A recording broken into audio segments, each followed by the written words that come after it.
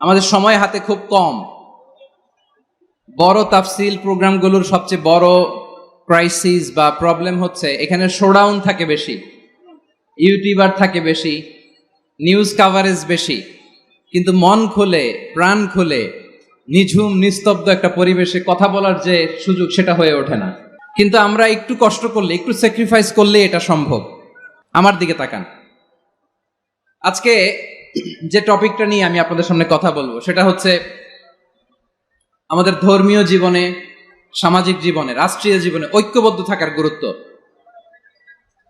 The importance of unity in our life.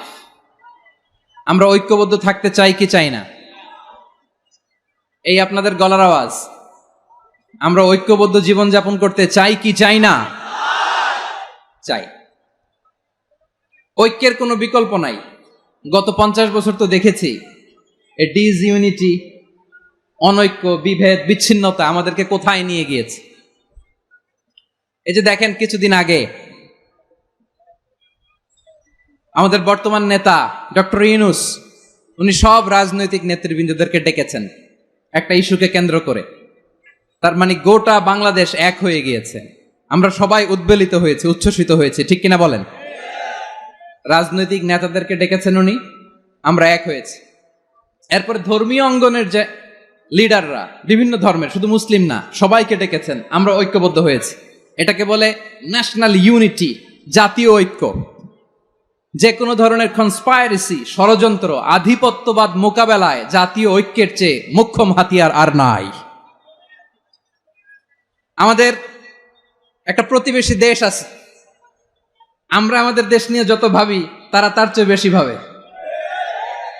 কথা বুঝতেছেন না? আরো ভেঙে বলতে হবে।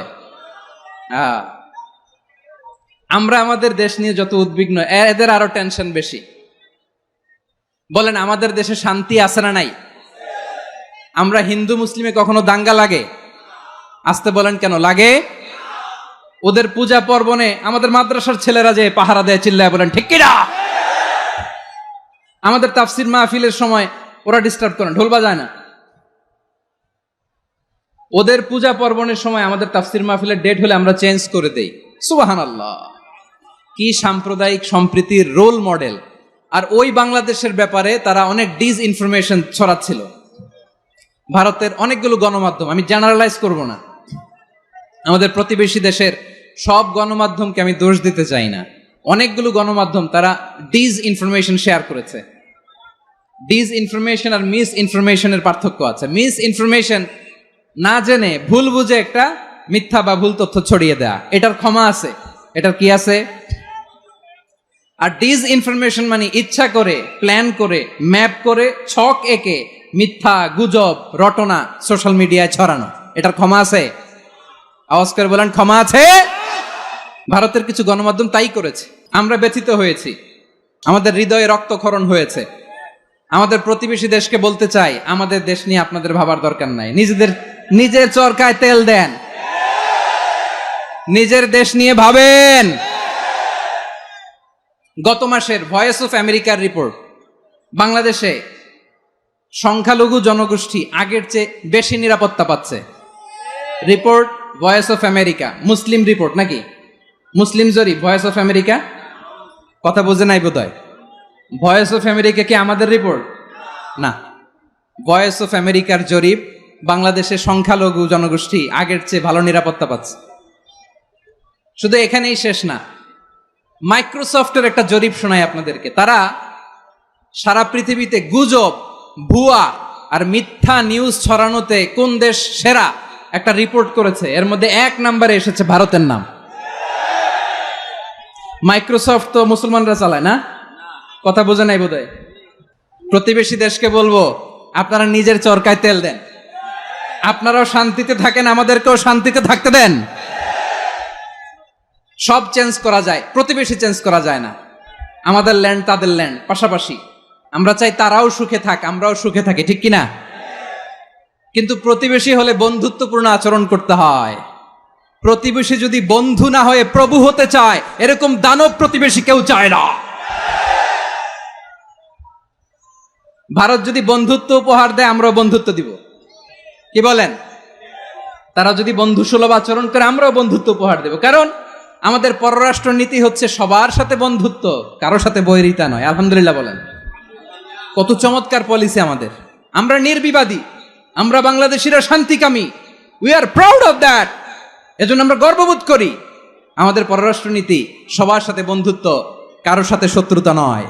তাই প্রতিবেশী দেশকে বলবো, আমার ভাইয়েরা, আপনারাও আমাদের ভাই, বন্ধুত্ব দিলে বন্ধুত্ব পাবেন। বন্ধুত্ব ইজ ওয়েলকাম, দাদাগিরি নয়।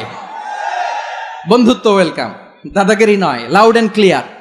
ভারত যদি বন্ধুত্ব দেখায় বন্ধুত্ব পাবে, কিন্তু ভারত যদি বাংলাদেশে আধিপত্যবাদ বিস্তার করতে চায়, বাংলাদেশের 18 কোটি জনগণ সেটা রুখে দেবে। ভারত যদি গৌর গোবিন্দের ভূমিকায় নামতে চায়, দেশের 18 কোটি মুসলমান শাহজালালের ভূমিকায় নামবে।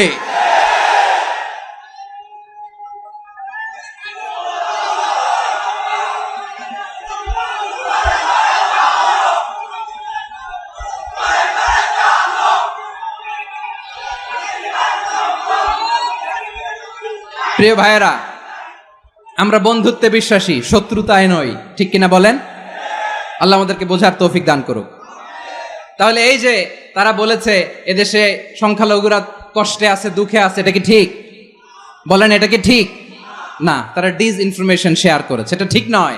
আমার প্রতিবেশী বন্ধু রাষ্ট্রকে বলবো, আপনারা এটা করবেন না, এটা করবেন না। আমরা শান্তিতে আছি, আপনারাও শান্তিতে থাকেন, আমাদেরকেও শান্তিতে থাকতে দেন। এই যে চিটাগাংয়ের অ্যাডভোকেট আলিফ হত্যাকাণ্ডে গোটা বাংলাদেশ আমরা ধৈর্যের পরাকাষ্ঠা দেখিয়েছে, চিল্লায় বলেন ঠিক কিনা? আমাদের নেতা আমাদেরকে ডেকেছে, আমরা শান্ত থেকেছি। আমরা শান্ত থাকতে চাই, আমরা ঐক্যবদ্ধ থাকতে চাই। যে কোনো ষড়যন্ত্র রুখে দেওয়ার জন্য ঐক্যবদ্ধ প্রচেষ্টার কোনো বিকল্প নাই। তাই আজকের আলোচনার ছোট্ট একটা টপিক আমি শিরোনাম ঠিক করেছি, আমাদের জীবনে, সমাজ জীবনে, ধর্মীয় জীবনে, রাষ্ট্রীয় জীবনে ঐক্যবদ্ধ থাকার গুরুত্ব। এবার আওয়াজ করে পেকুয়ার ভাইয়েরা বলেন, আমরা ঐক্যবদ্ধ জীবনযাপন করতে চাই কি চাই না?